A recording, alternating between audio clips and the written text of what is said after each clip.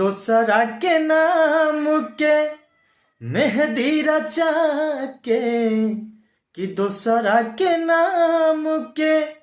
मेहंदी रचा के भइलो चीज पराई प्रीतिया औरे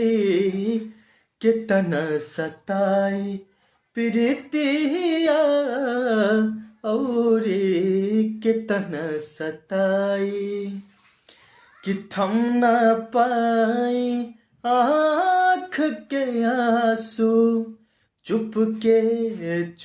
के रोअबू कि कागज पर से नाम मिटैबू दिल के कैसे धोअबू